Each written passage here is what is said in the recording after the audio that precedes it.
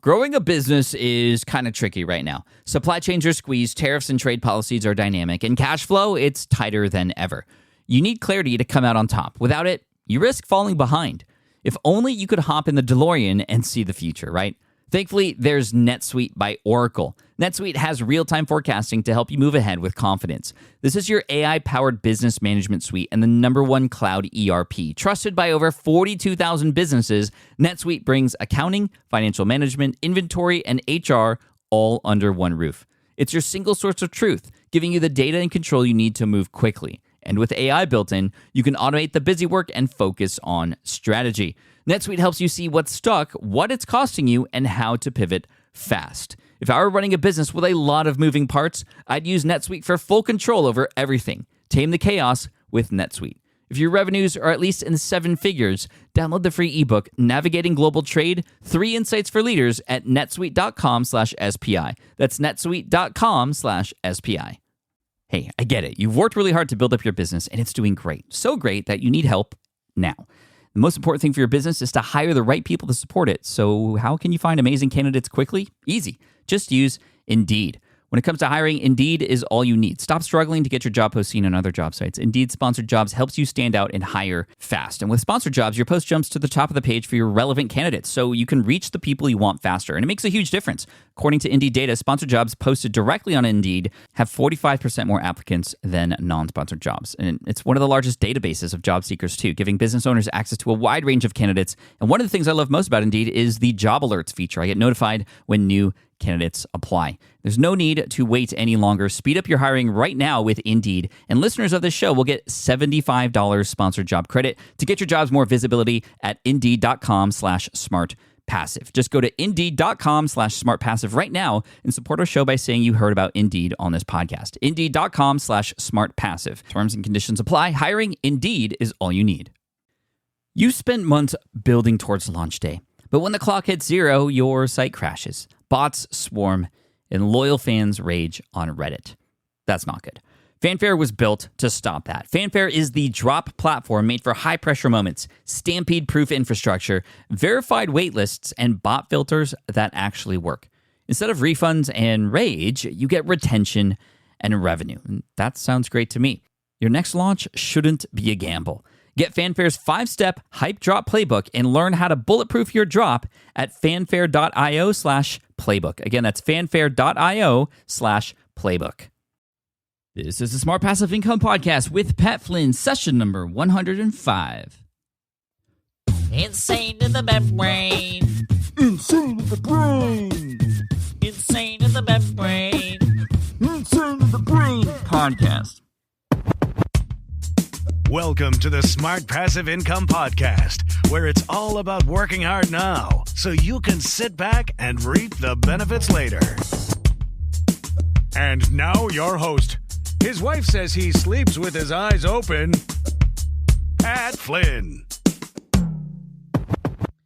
While DIY website tools are everywhere, most fall short on design and performance. Hit publish. Framer ships your site worldwide in seconds. No code, no compromises. Framer is a powerful, user-friendly platform that delivers developer-level results without writing a single line of code. Make your designs move and convert with Framer. Framer brings your site to life with powerful animations, dynamic content handling, and a design-first approach that helps your site stand out. Framer is the design-first, no-code website builder that lets anyone ship a production-ready site in minutes. Browse hundreds of pixel-perfect templates or even design something of your own on a totally blank canvas. Add bold animations like appear effects, text effects, scroll and looping animations, and much more in seconds. And it's free to start. The built-in AI handles the heavy lifting of generating starter layouts and can even translate your entire site to any language. On the back end, you'll get responsive breakpoints, built-in hosting, a flexible CMS, and privacy-friendly analytics. Ready to build a site that looks hand-coded without hiring a developer? Launch your site for free at Framer.com and use code SPI to get your first month of pro on the house. That's Framer.com, promo code SPI. Framer.com, promo code SPI. Rules and restrictions may apply. With running your own business, legal questions always come with the territory. Like, can I use this contract or agreement? What do I do if a client doesn't pay? Am I even structured the right way for taxes? Instead of Googling your way through legal landmines, imagine having a law firm ready to address your business's legal needs without the sticker shock. That's what you get with Legal Shield's small business plans.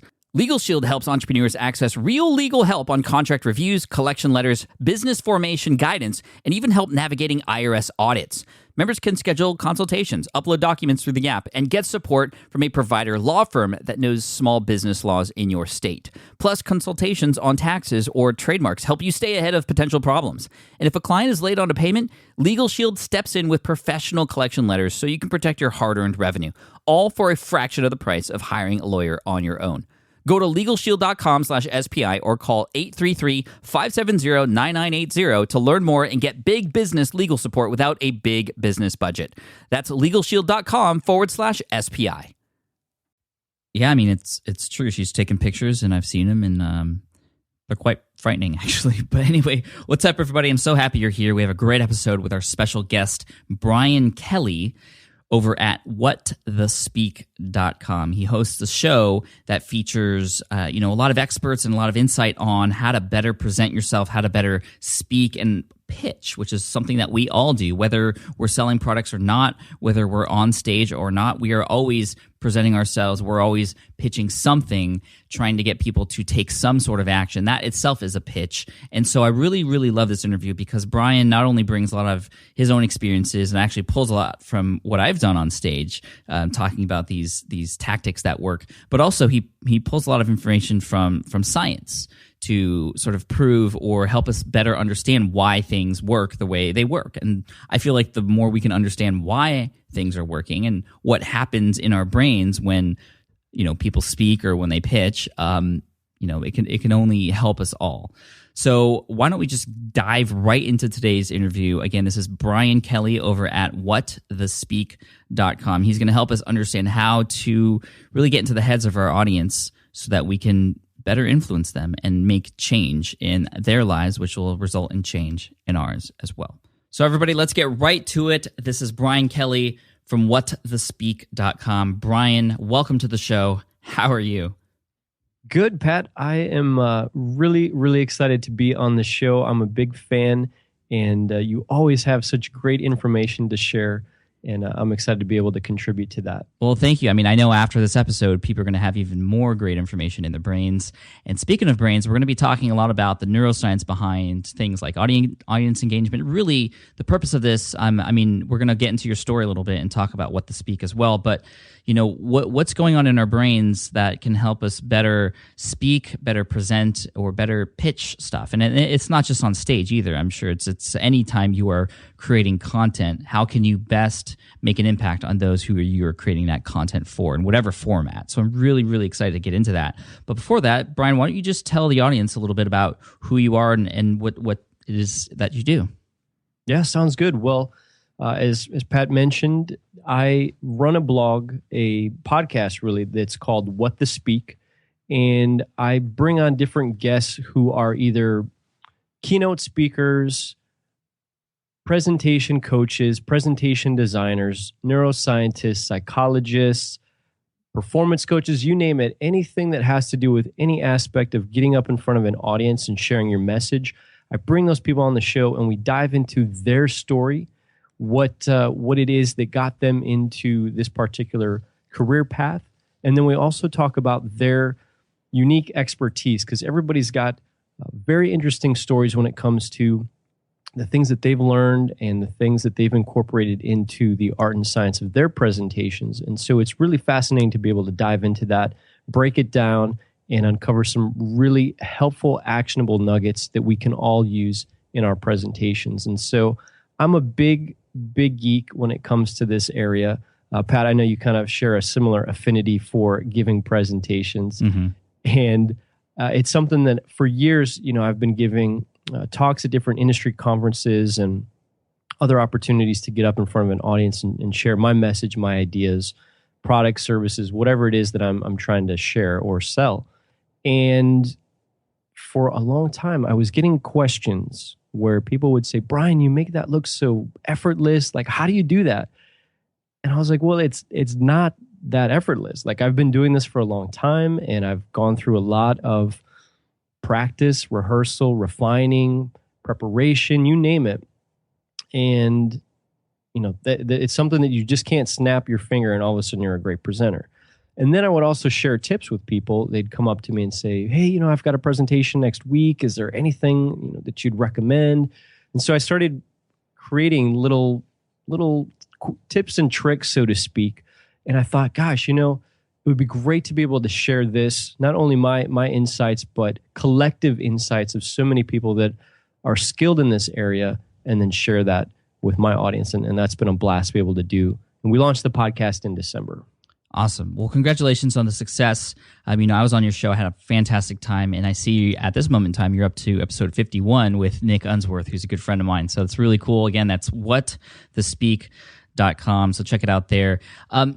Before we even get to delivering high caliber presentations or just delivering a beautiful presentation or speaking in front of an audience, why should people consider speaking in front of an audience? And I know for me, I had the toughest time getting over that fear.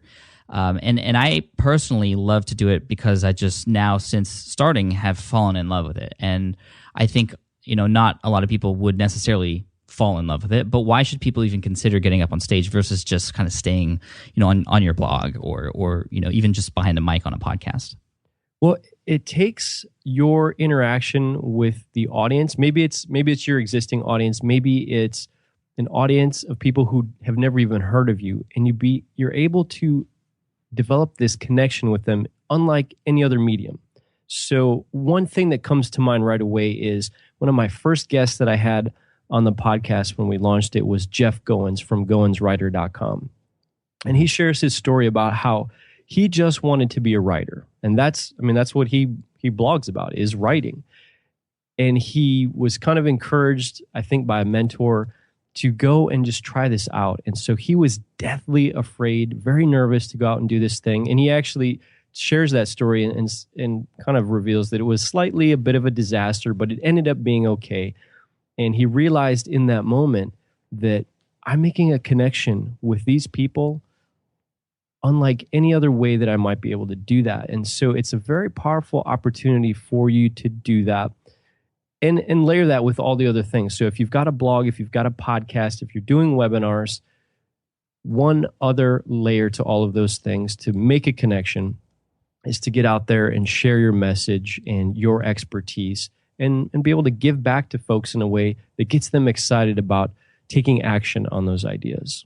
Yeah, absolutely. And I have to say, there's nothing. The podcast is so powerful with connecting with people, but they always say nothing is like meeting people in person and speaking to them. And you're just able to share everything about you with everybody up on stage. Everybody's there to watch you, and you can speak and you can share emotion and you can teach at the same time. And there's really nothing like it. And so, how do we hold an audience's attention the whole time? I know personally, I've been to presentations, for example, where I'll start to yawn and I'll just kind of doze off, or I'll find myself tapping on my computer. Just for whatever reason, I'm not really intrigued anymore. How can you help us solve that problem? Well, Pat, that is the problem, because really when it comes down to it, these days especially, we're all bombarded by so many different things. And even when we're sitting in a presentation, we've got our smartphones or our tablets handy. And if the presenter is not holding our attention, we're off to the next thing. And so the danger is very high for those of us that stand before audiences.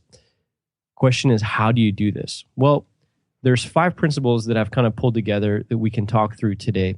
Sure. That come from the latest cognitive neuroscience. And to make that easy and a little bit more down to earth, we'll just call it brain science. So it's like, well, why brain science? Well, it's because this stuff has been proven through research. A lot of folks like Patricia Wolf, Dr. John Medina, Eric Jensen, David Sousa, Ruth Clark, the list goes on and on. These are all researchers that have shown some of the ways that we can apply these principles and to really an effective use. So the bottom line is, in order to keep the attention of our audience, we want them to be learning. And this whole process of learning while you're participating as an audience member in the presentation is key. And when you do this, your audience will then be primed to take action on the message, the ideas, whatever it is. And, maybe you're selling something. They will take action on this if you incorporate these 5 principles that we're going to go through. So before I get to that, I do want to also mention, Pat, that the thing that is really key and foundational to leveraging the 5 principles I'm going to talk about with you is understanding that somebody's prior knowledge is something that we seriously have to consider. What are the experiences that they've gone through or the things that they've learned that they can connect and compare with the information that you're presenting to them? And when they do this, it will be integrated into their long-term memory. And that's how they begin to really take action on what that message is. All right. So when you can talk about things that people can relate to or that they perhaps experienced before, they're going to be paying more attention. But over the long term, they're going to be able to remember those things much longer and actually feel compelled to take action on whatever it is that you're teaching. Is that what you're saying? Exactly. And, Pat, I know when you've given various presentations that I've seen, you always do this right out of the gate. You find some type of common ground with you and the audience, and right out of the gate, they're paying attention. And one thing that comes to mind was I know I saw you give one of the breakout session presentations at New Media Expo this last January. And the first thing that you started with was you played a song by, I think it was New Kids on the Block. No, Backstreet Boys. Backstreet Boys, that's right. Backstreet Boys. We're not going that far back. We're just going back a little ways to the Backstreet Boys. Although they did tour together, and I did see that concert, but that's neither here nor there. That's another podcast episode. Yeah. So, but the cool thing was, like, right out of the gate, you said, you asked the audience, raise your hand if you know this song. Mm-hmm. And almost everybody, I would say, in that audience knew the song. Right. It was one of the most popular whether songs. we like to admit it or not, we all know this song.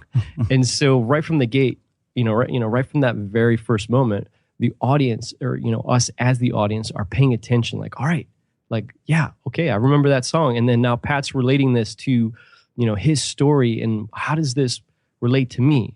And you start getting pulled into and drawn into that story, that message that you're trying to communicate. It's very powerful technique to use. Well, that's something I sort of learned from my speaking coach. There's a number of great ways to start, and you want to start by, like you said, just really getting connected with the audience. For me, that was sort of having people sort of raise their hand and actually listen. That was their first job, was to listen. So they're actually paying attention, and they have a task to do right away, right at the beginning. And then when people raise their hand, and most do because they know that song, they're already participating, and they're already sort of subconsciously, I guess you could say, just focused and ready to go on to the next thing. And of course, like you said, I went deeper into the story.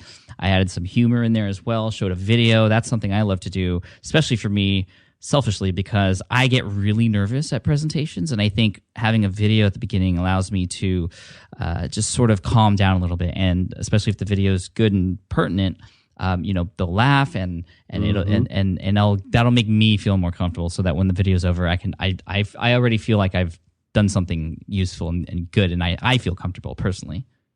Well, and the great thing too is for those in the audience that may be thinking, oh man, I'm really not that good getting in front of a group of people and presenting these kinds of things. And Pat, just like you explained, that sets you at ease. And when you feel at ease and when you feel comfortable, it allows you to be able to continue going on. And when you feel like you're not at that place, that's when you get really nervous, and that's when things start falling apart. Mm-hmm. So these things, they help your audience, and that's the most important thing. But they also, kind of mutually help you to be able to feel like hey, I'm going down the right path with this. The audience is engaging with this information. It feels good to you to be able to share those things and share your story and have that connect with the audience. Totally. Even if you aren't speaking yet, you can use those same principles in your blog posts. Exactly. Start with a story. I mean, I love starting with stories, or start with a question that people are going to say yes to. Have you ever felt this? Yes. Well, I'm going to keep reading then, It's brilliant. All right. So the whole thing, before I get into this, I got an acronym for you guys. It's going to be awesome. But the last thing I want to say is kind of a setup to this, is to explain the definition of learning. So I thought this was a really good definition that one of the researchers had kind of put forth, and it says that that learning is an active process that takes place in the working memory as the learner abstracts meaning and connects this with existing knowledge to then stick in the long-term memory. And we're going to break that down in just a minute here, but that's the thing that I want you guys to be able to walk away from during this episode, is that really it's all about learning. And when the audience member, whether it's you're speaking publicly or you're writing a blog post or doing an online video, the learner has to understand what that is and connect it to what's important to them or what they value or the problem that they need a solution to. And when it does that, that's when they'll remember what you shared and it will stick with them. And they'll very likely share it with somebody else. Mm-hmm.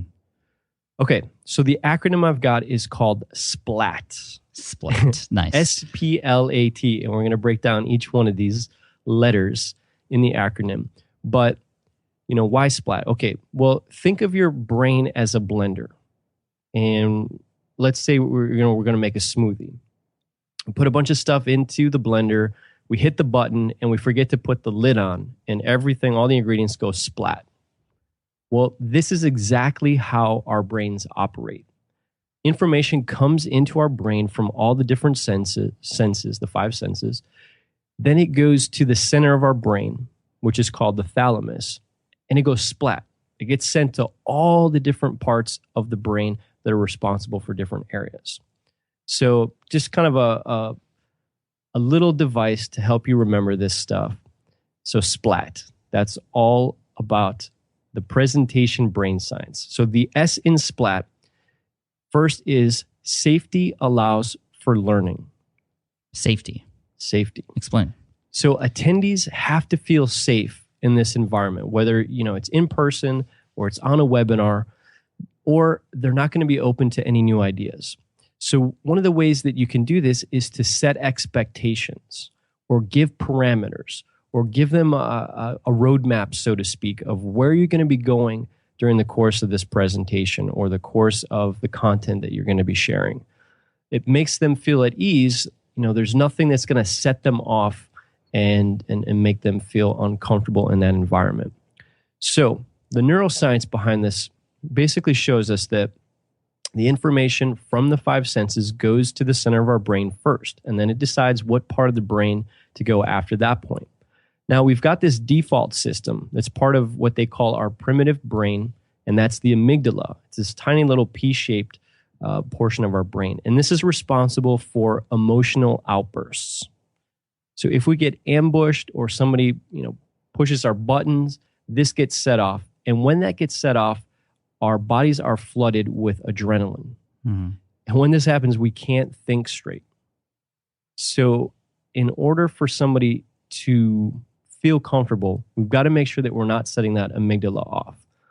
Now, one way that I see a lot of people doing this is they start their presentation off and they say, we're going to be having some interactive discussions during the course of this presentation. And all of us start to cringe and we feel like, oh, I hate group discussions. Right. That's just one example of what you don't want to do. You don't want to set somebody off because, at a base level, it takes 20 minutes for somebody's system to clear of this adrenaline. And Pat, you may have been in this situation. I know I've definitely been in this situation when my, emotional ambush happens. Maybe it's a relative, my wife, whoever, a coworker.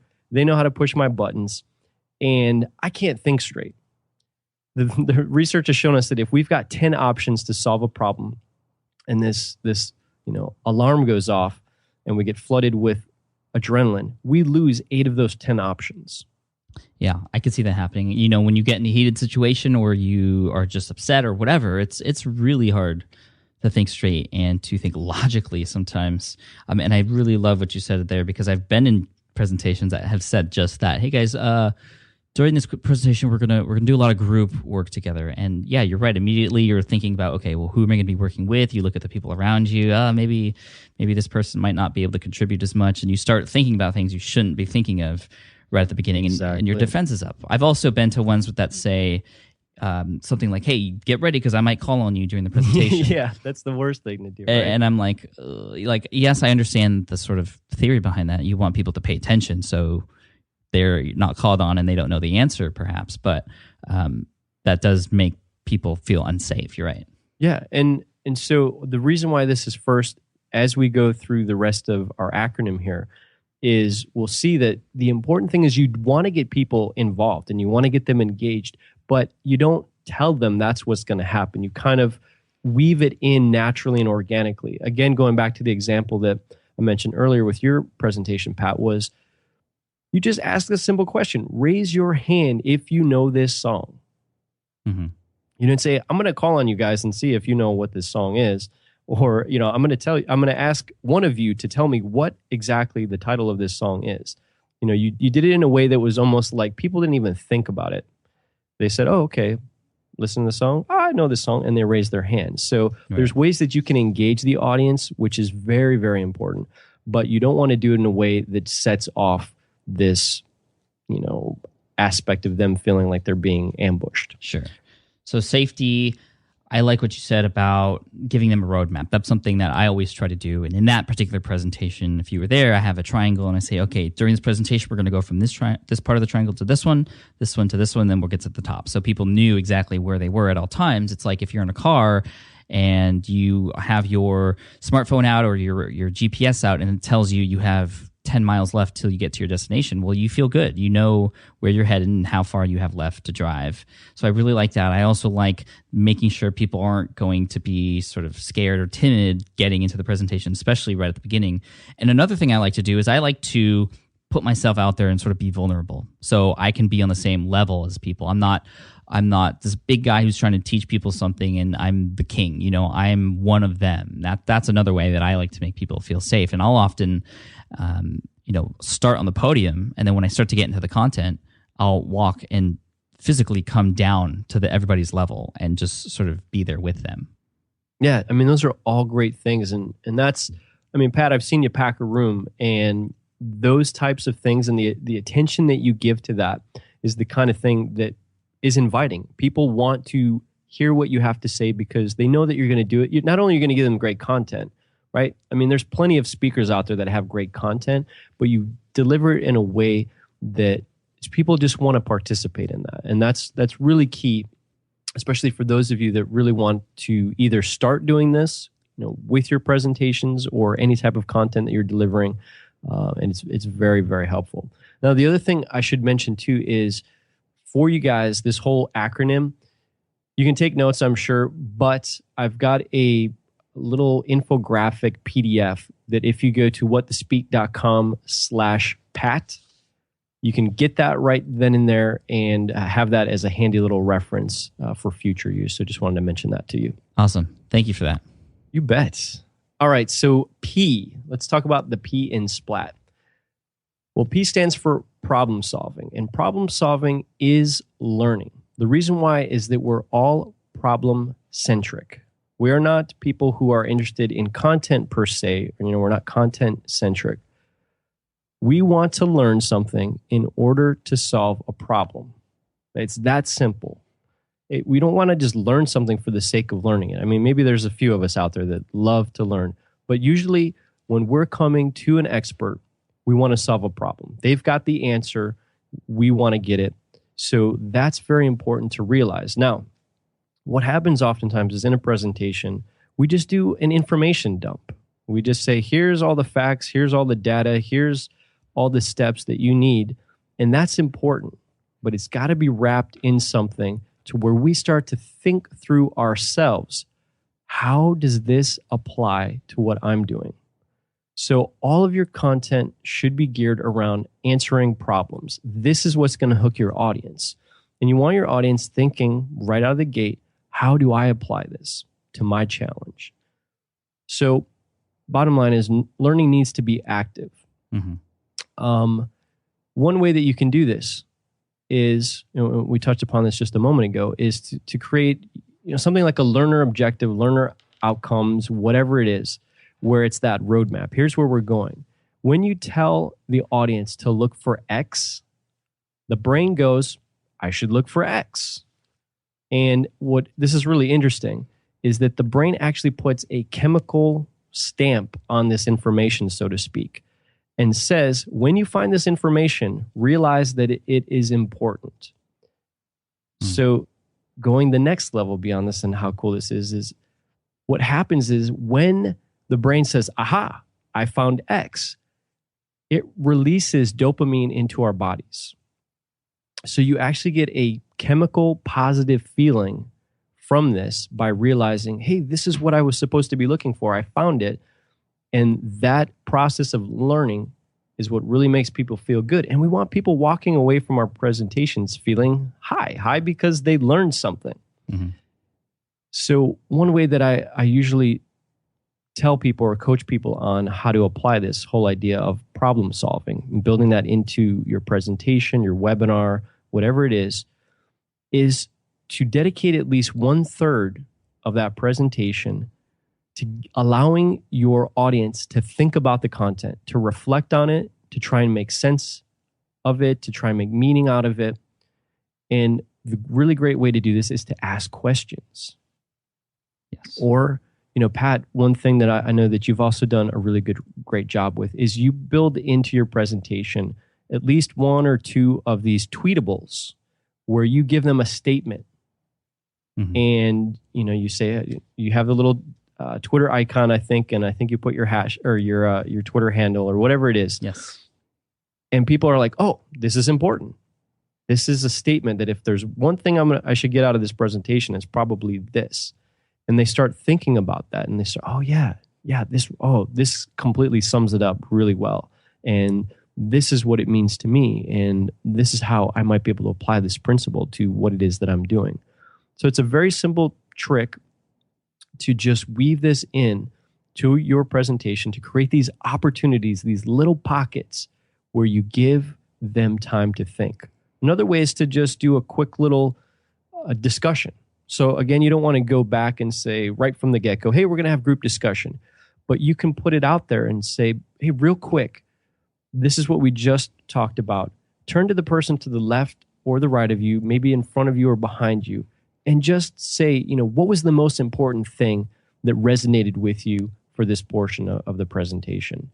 And most people, they'll turn and they'll start talking about it and talking it through, and they begin to retain this information. So it's really important to allow them to wrap their heads around these problems that they have and how they can apply your content. I love that. I actually noticed that in Chris Ducker's presentation at New Media Expo. He had people 3 different times talk after 3 different sections of his presentation to each other, in and around each other. And it was really powerful because, the whole room is buzzing and everybody's sharing stuff. They're taking something they learned and actually are applying it to their own businesses. They're solving problems, taking the content that they just listened to and applying it to themselves. But I also think it was really cool because just the way Chris did it specifically in those different 3 sections, it sort of marked the end of one section or the beginning of another. So when people stopped talking and Chris sort of calmed everybody down, everybody was like back in their seats, buzzed from talking and ready to pay attention to what was happening next. Well, and that energy is so good. People get excited about it is subconsciously. And when they can start to interact with the content, so to speak, through discussion and dialogue and allowing them to internalize it, that's when you know that you've got something good versus just lecturing for 60 minutes plus and you don't know if they're getting it or not. So it's a very good barometer. Right. Now, in terms of problem solving, can this be applied? We sort of talked about it being applied to the whole of the presentation. What is the transformation that people are going to go through? What's the problem that you're solving with whatever it is that you're teaching? But can it also be applied to just a specific section, like having people actually solve individual sort of problems? I guess you said it already, ask questions. So actually having people think about what they're doing, not just, I guess that's the main theme, right? Just not having people just take it in and there it is and maybe goes in the blender and comes out again, but they're actually applying it in one way or another, whether it's a question that they answer themselves or something they talk with other people with. Right. So, for example, with your presentation on creating raving fans, you know, it might have been one of the key things that you were giving them as a tip on how to do something that's going to help them create raving fans, and allowing them to just think, you know, brainstorm for 3 minutes here, you know, talk with your neighbor. What are some of the things that you could do starting, you know, next week when you get back to your home office? And they may not get in 3 minutes, they may not solve that problem, so to speak, but the wheels are turning and they're like, oh, you know, Pat said X, Y, and Z about this. Man, I haven't been doing that. Like, here's one thing that I could probably start doing that he gave as an example. And, you know, they're going to walk away from that remembering what you told them versus you just dumping a bunch of information at them and saying, here you go, you know, have fun and good luck. Right. I mean, just the fact that you and I are discussing this now, I mean, I did not do that in my presentation, but now I'm internalizing it. I'm thinking about how that or where that could be added in that particular presentation. And obviously, we just talked about how powerful that was. That is something I haven't ever done yet in a presentation, is sort of pause and have people talk. I've seen it in other presentations. That could be something cool to try out in my next one. Yeah, for sure. Cool. All right. So let's move on to the L in SPLAT. And the L stands for lectures. Now, lectures don't allow for learning. Oftentimes, we think of our brains as recording devices. But that's the furthest thing from the truth. So you can't just pour information into your audience's brains. They have to be given time to think. So we've touched upon this a little bit, but let's dive a little bit deeper. So Pat, how long do you think that the typical attention span is of an audience member? I would say 15 minutes. Close. Right now, it's about 10 minutes. And I think it's actually probably even getting a little bit closer to 7 or 8 minutes. But the latest research has shown that it's 10 minutes. Now, in this piece of research, I remember seeing a chart for a 60-minute class lecture that they were measuring attention. And at the beginning, you can see on the chart that the attention is very high. But then it drops dramatically after 10 minutes and then plateaued for the entire duration of that lecture until the last 10 minutes when the lecturer said something like, and in summary, and everybody's attention, you know, jumped at that last moment because, in summary, this is the good stuff I need to know right here. Right. So what you can do in your presentations is start to create these, you know, roughly 10-minute segments. In fact, some of the research is actually showing we should do 5 minutes of research. And then you follow that up with at least like a 2 to 3 minute discussion or some type of exercise, or it could be just switching it up with a video, maybe some audio. You know, these are all things, Pat, that you've done. You typically have a lot of multimedia in your presentations. You do things that keep the interest throughout that presentation. You tell a story. You know, maybe you throw a quote in. You share something that is a change from just the standard spouting out facts and data and information. Right. The equivalent to this in the blogging world is, you don't want to write a post that is all text, no paragraphs, just one long giant paragraph, no subheaders or anything like that. That's the worst. And I know if I saw that, it would be hard to read. I can't scan it and see what parts of it I should pay more attention to, and I'd probably get bored and leave. Right. And so the best thing to do on text with a blog is to, obviously after a compelling header and a great intro, is to have subtopics or sub-headlines that pique people's interest, that sort of break up each of those sections, can have people reset, but also including images, also including quotes or pull-out quotes and things like that. That just, we all know, we tend to be more engaged when we read content like that. And what Brian is saying here is exactly the same thing when it comes to speaking. You don't want to just lecture for an hour. I wish all professors knew this. I also wish my parents knew this when I did something wrong. Don't lecture me. This is not the right way to teach me, But anyway, yeah, I mean, that's 10-minute segments. That doesn't sound like it's very much time, but actually that to me sounds perfect. And I think I do between 5 and 10 minutes. You know, I have different segments of the presentation, and I'll often start out each one with something different, like a different multimedia. Actually, in this last presentation I did at Social Media Marketing World, I played a video at the beginning, and then after about 7 or 8 minutes, I played an audio file, actually, which was interesting enough because the presentation was about podcasting. It was the very first recording of my voice online ever. Nice. Back in 2008 when I said I wanted to start a podcast, and I didn't start one until a year and a half after that. And, you know, anyway, people loved that presentation, and I did that throughout. And I think maybe subconsciously I did that because I didn't want to speak about something for 50 minutes long. You know, I wanted to, as a speaker, break it up. And actually that makes it easier to memorize too. Yeah. Well, okay. So a couple of things here is your example analogy of the blog post is fantastic because none of us want to read a blog post that is just a long paragraph. An essay. Yeah, an essay. Nobody wants to read. You look at that and you're like, oh, I don't have time for that. How many of us have been sitting in a room where a presenter has essentially done that? They've gone on and on and on and on and on and on and on, and you just are like, ugh. I can't focus. There's nothing here for me to hook onto. There's nothing for me to, take away that I can remember. It's just kind of a dump of knowledge. And so being able to break it up this way is so good. And that's why, I think like you said, some of the things that you do to naturally incorporate that into it, you're always changing things up. It's not like Chinese water torture.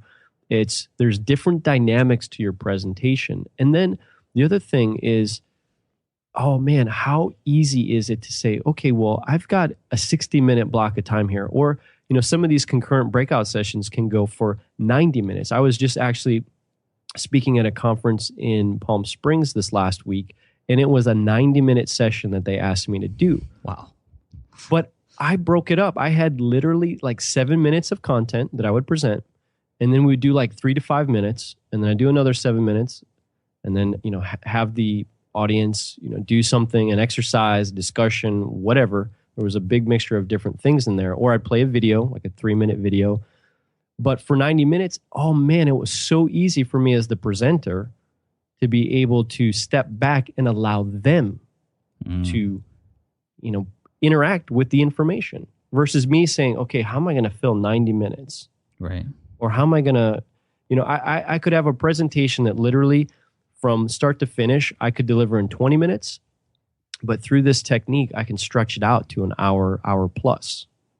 So it's very freeing for you as a presenter to be able to leverage that as well. And your audience is going to love it. People will walk away from your presentation feeling like, oh my gosh, I've never been able to get so much great little nuggets of information that I remember from one session than I have it at this one. So it's very important. Cool. The last thing I'll say is lectures have the lowest ROI for learning. And, you touched upon this, Pat. Remember studying in college? It was like, did you learn from the lecture? No. You had to sit there and take notes the entire duration of class, if you were paying attention even that much. And then you'd have to sit in the library and review the notes that you took on that lecture or somebody else's notes. In the it was like, no. For me, it was flashcards. Well, yeah, flashcards. But you had to actually go and learn it. Right, exactly. When you could have learned it in the course of that lecture if the professor would have used some of these techniques. So because I am not a recording device. That is right. All right. Although we are recording this right now. Yeah, so for those of you who want to zone out, you'll zone out and you can come back later to minute 30-something and you'll pick right back up where we left. Cool. No, this is great. This is great stuff, Brian. Let's move on to, what is it? S.P.L.A. Yeah, we're at A. So A stands for all audiences are visual learners. Now, this is kind of mind-blowing. The idea of different learning styles, which we've all kind of heard of. Some of us are visual learners. Some of us are kinesthetic learners, which means, we learn by touching and feeling things. Or we're auditory learners, where we have to hear something in order to learn it. Well, this has been proven to be inaccurate. The science shows we're all visual learners. First and foremost, mixtures of these different styles is important, but at the end of the day, it's all about the visuals. So the latest science shows that 80% of our brain's processing power is dedicated to visuals. This is mind-blowing because how many of us have either seen the misuse of PowerPoint or misused PowerPoint ourselves with a headline, bullet, bullet, bullet, bullet, bullet. Right. Death by PowerPoint. Yeah. So this is interesting because reading actually makes it difficult for us to engage with the information during the course of a presentation because essentially we have to process each letter as an image. And of course, as we learn how to read from a young age onwards, it's only by rote repetition that the letters begin to mean certain words to us. So an example of this is, Pat, if I was given a presentation and for whatever reason I decided to talk about pears, maybe I'm giving a presentation on how to pick a pear. If I put a photo of pears up on the screen, not only is it more visually interesting, but it's easier for the audience to process that than if I put the word pears up on the screen. Right. So recognition doubles when you use images. Also, 6 parts of the brain have been shown to be dedicated towards processing visuals, which I mentioned a little bit earlier. Right. Now, 10% is the retention or recall rate when you hear something. So if I listen to this podcast and I may be like, oh, I got some great information, but if I just listen to it, I'm only going to retain about 10%. Now, if I can combine that with visuals, I'll be able to recall 35% of the information. Actually, I should restate that. If I just use a visual, I'll be able to recall 35% of it. Now, if I combine this, and if you were listening to this podcast and we also had some type of visual slide running with it, you would be able to recall 60% of what was said and what was shown visually.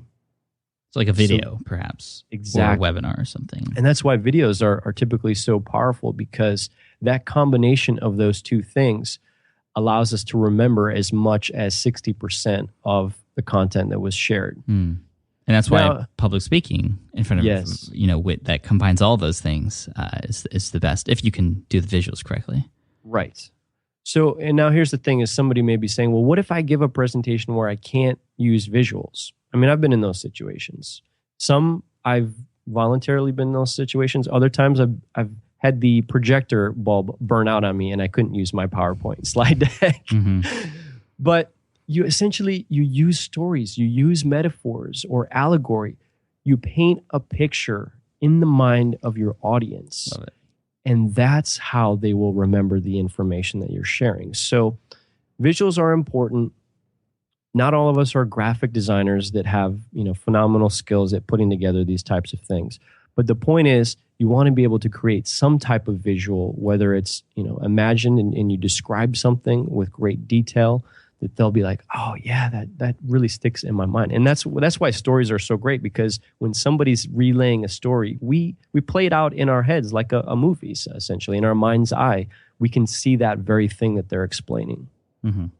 Great. I really, really love that. I think when people heard visual, some people are like, oh, I don't know Photoshop, or I don't want to spend money to hire somebody. And so I think a lot of people are really glad you said that. And I think even more powerful than actual visual slides is the visuals that are created in, like you said, the mind's eye when stories are told. That's why I say over and over again, I wrote about this back in 2008, stories are the most powerful marketing tool you can use. And you think of any sort of successful marketing campaign, there's always a stories behind it. Like Jared from Subway, right? Yes. You could just simply say, oh, well, you could lose a bunch of weight eating Subway sandwiches every day. Or you can have this person tell his story about how he did it himself. Much more powerful, much more memorable. I mean, we know him by name now, Jared from Subway. Right. Yeah, exactly. It's so good. And Pat, I know you've got a background as an architect, and you do a lot of really great things with your visuals because you have more of that artistic inclination than a lot of us do. But you hit the nail on the head that there are so many other ways that you can creatively weave this stuff into your presentation that appeals to the visual aspect of our brains and our minds. And that's the key. You don't have to worry about creating some fancy slide deck or hiring a company to do something that might cost you a few $100s, a couple $1,000. It's like, no, there are simple ways to use visuals, whether you're actually using a PowerPoint or not. So very important. Right. For me, I would love to approach every presentation. I mean, I've been trying to with 0 bullet points. Mm-hmm. And actually, if the slide projector were to go down, I would still want to be able to deliver just as powerful as a presentation. So not even having to rely on the slides at all. And that teaches me to put more stories in because and I used to actually script all of my presentations, but I found that it just becomes more robotic that way. It's a waste of time, and I lose a lot of the natural goodness of what might come out in a presentation where I'm just sharing a story. Because when you talk to a friend, for example, you don't write down exactly what you're going to say about that story. You just tell it, and it sounds people are more in tune with that, and they can visualize better what you're talking about. Anyway, I am in love with all of this because I'm very deep into public speaking right now. And again, this doesn't just apply to speaking on stage. This is in a podcast. This is on webinars. video, webinars, videos, all of those different mediums. Bottom line is you're interacting with an audience of people. You're investing your time, your energy, your resources into creating this content. You want people to learn something from it so that they can take action. And whatever that end result is, whether you just have a passion for sharing that knowledge, or if you're trying to monetize that knowledge, like whatever it is, the end goal is, bottom line, you want them to learn, you want them to take action. And these are the ways that you can start applying these principles to whatever it is that you're doing to get that audience engagement. Awesome. Cool. All right. So we got one more to go. The T in S.P.L.A.T stands for talking, and talking is learning. This is how information gets retained, and really, talking helps our retention. It also allows us to elicit feedback. And Pat, you can kind of see as we've gone down this list, a lot of these interact and kind of weave together with one another. We touched upon talking a little bit earlier on, but this is really one of the most critical aspects. So the latest brain science shows that our brain can hold 5 pieces of information for about 30 seconds. Now, it used to be 7. It's now down to 5. Really? Yeah, it used to be 7 because that's why phone numbers are 7. Exactly. You'd have an area Digits. code and then 7 digits. Well, it's easy to remember the area code, but you had the 7 digits. And so now it's 5 now. It's really bad. And how many of us can't even remember phone numbers because they're in our phone. smartphones, right? Yeah. I think somebody I asked him what his phone number was, and he's like, hold on, let me get it for you. That's really bad. Really, really bad. Oh my gosh. But yeah, I mean, honestly, my parents, I talk to them every single day, usually, or at least multiple times a week. I don't know what their phone numbers are off the top of my head. It's really sad, but this number is dropping because we're outsourcing our brains to these devices. So right now it's 5. In order for something to stay in our brain, first it has to be repeated. And when it's repeated, it will move to working memory. If it doesn't, it will disappear and we will forget it. So the brain neuron is waiting for this repeat signal before it resets itself. Now, if something is repeated, it will move into working memory for 60 minutes. When you talk, you're processing the information out loud, and you're also hearing yourself process that information. So, Pat, I'm sure maybe you've said to a colleague that you've been working on a project with or something, you go to them and you say, hey, John, I've really got a problem. Do you have 15 minutes to talk? I'd really like to bounce an idea off of you or get your opinion. And he's like, sure. And you start talking, you talk your way through it. And at the end you say, wow, John, that totally solved my problem. Thanks so much for talking with me about this. John's like, I didn't say anything. So it's because you went through that exercise of just kind of getting it out, talking it through. And then your brain was able to say, aha, this is what I need to do. So, of course, the brain science shows that talking is really important. Sorry, I'm just remembering a number of different stories that have happened in my mastermind groups. Actually, oftentimes a lot of us are in the hot seat, and we tell everyone else in the group something that's bothering us or a question that we might need answered. And as we're explaining it, and I do this too. We'll hear the person explaining it actually say what the answer is themselves, and they'll be like, "I just answered my own question, didn't I?" Yes, exactly. Yeah, I mean, it's that exercise of having to go through that, to verbalize it, to hear yourself verbalize it. And then you're like, oh, okay, I got it. I'm good. So yeah, by asking your audience very strategic questions, they have to think. They can no longer be passive participants in that presentation. And that's where you don't have to be so like, hey, we're going to do group interactive exercises, because as we mentioned, that's going to turn people off. But just asking a simple little question. Sometimes you can just ask a rhetorical type of a question, or give them just a moment to reflect on that.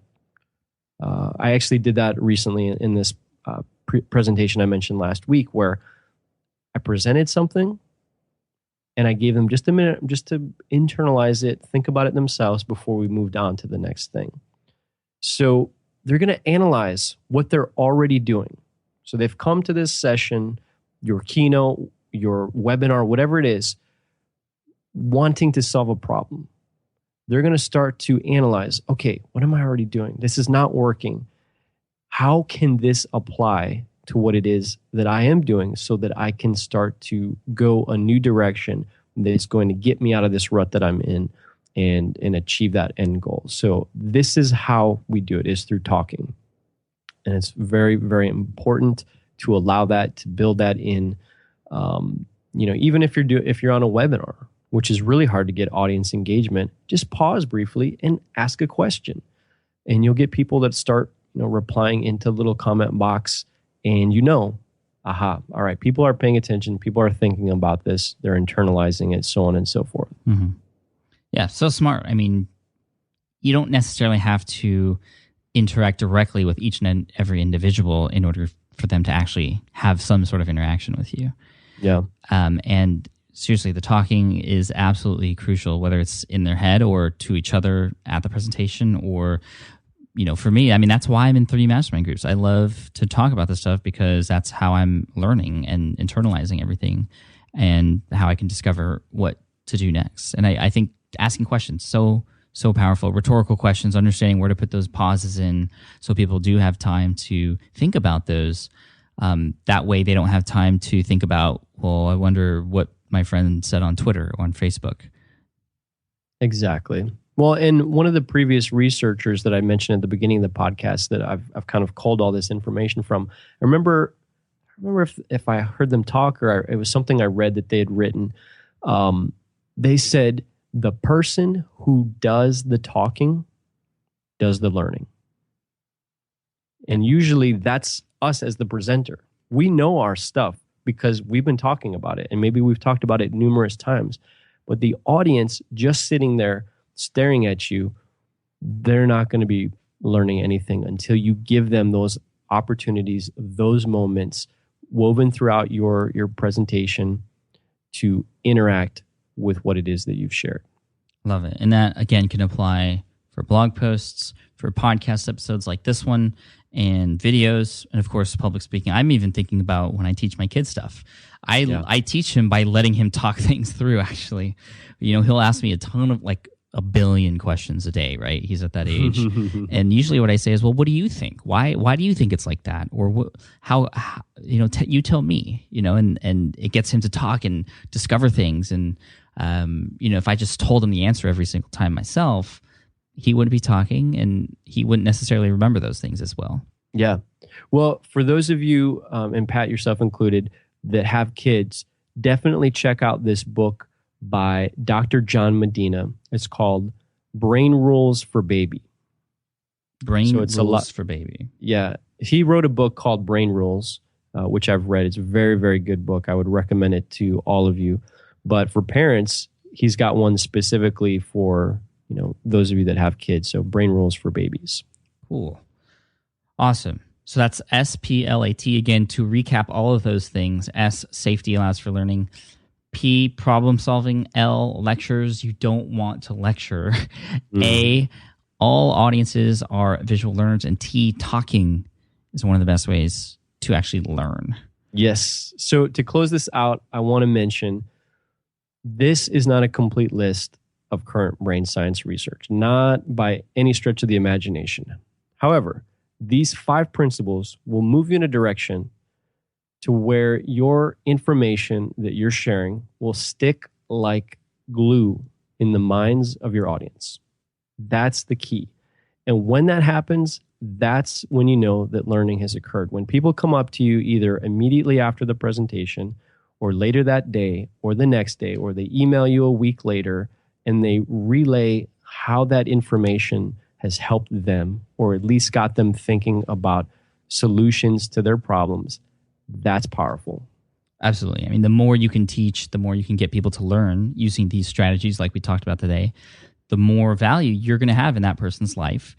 And, as I always say, a byproduct of doing that is earnings and change and authority and trust. So, Brian, thank you so much for all of this wonderful education here. S.P.L.A.T. is something we'll definitely remember. Go on over to the show notes. You'll get the exact link for the show notes after I hang up with Brian here. Brian, where can people find out more about you and what you do, and perhaps even your Twitter handle too, so people can hook up with you? Yeah, for sure. So go to whatthespeak.com. You can check out all the latest podcast episodes there, as well as the archive of episodes. We're right now in around episode 50-something. There's some really amazing stories there from speakers like Chris Brogan, Michael Hyatt, Pat Flynn himself, Derek Halpern, all sorts of great, fantastic people that have amazing stories to share about their expertise, their experiences with public speaking. And then also on Twitter, you can check me out. It's at whatthespeak. And I will definitely respond to you if you hit me up there. Awesome, Brian. Thank you again so much for your time with us today. I'll talk to you soon. All right. Thanks, Pat. All right. Bye.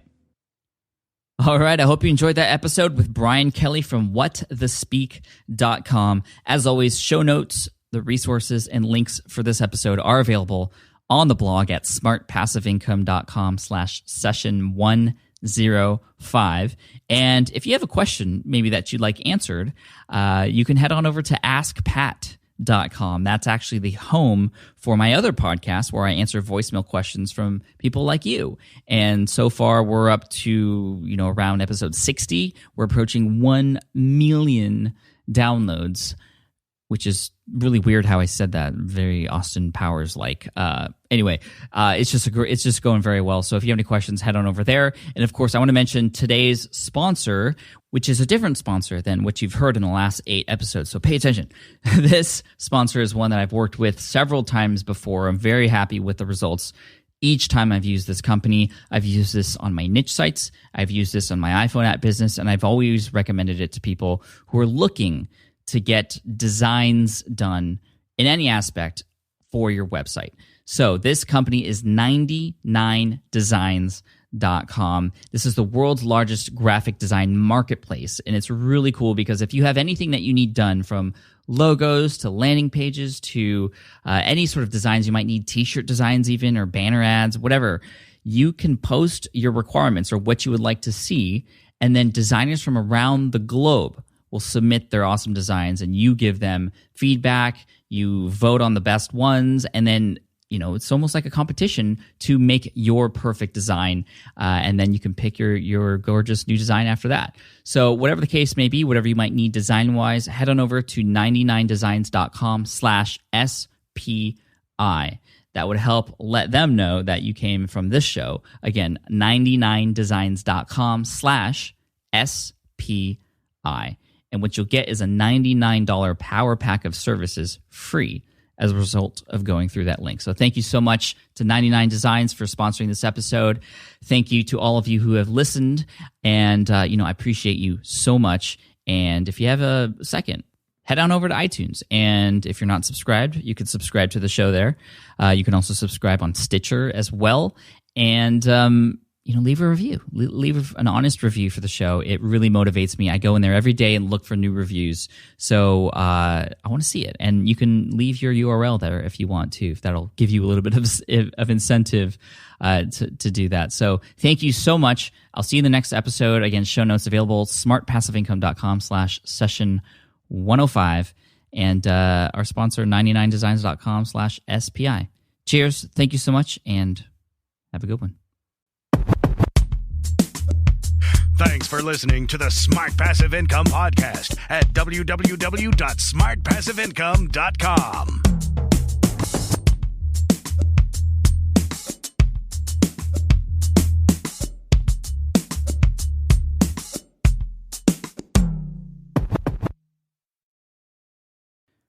Look, I get it. You want to grow your business, but trying to sell to hundreds or even thousands of people gets very exhausting very fast. But what if you could sell at scale with a simple, powerful quiz?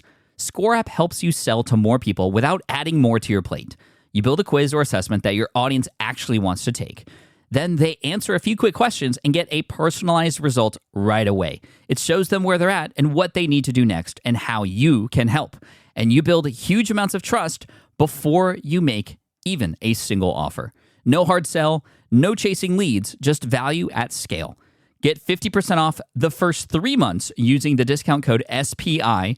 All you have to do is just head to scoreapp.com/SPI. Again, that's scoreapp.com/SPI. Hey there, quick pause here because I have to tell you about a tool that completely transforms the podcasting workflow, Riverside. I get it. I used to juggle multiple platforms just to record one podcast episode. It was exhausting. Zoom for recording, Audacity for editing, and then a bunch of different apps just to create clips and social posts. I've tried other ones as well. They were okay, but they were clunky and super time-consuming. That's where Riverside has massively helped. I can do it all in one place, recording, editing, repurposing, one platform, one streamlined flow. I just log in, record with my guests no matter where they are in the world, and just like that, studio-quality audio and high-resolution video all in one. And get this, even if your Wi-Fi glitches, Riverside records locally on your device so everything sounds and looks crystal clear. But here's my favorite feature, Riverside's AI editing tool. You can remove silences and filler words with just one click, hours saved. With Magic Clips, Riverside also automatically finds the best moments and turns them into ready-to-post videos for YouTube Shorts, TikTok, Instagram, all without the extra editing. So if you're looking to level up your production quality and simplify your workflow, go to smartpassiveincome.com/Riverside and use code SMART to get 1 month free on the Pro plan. That's smartpassiveincome.com/Riverside, promo code SMART. It's built by creators for creators, and I think you're going to love it.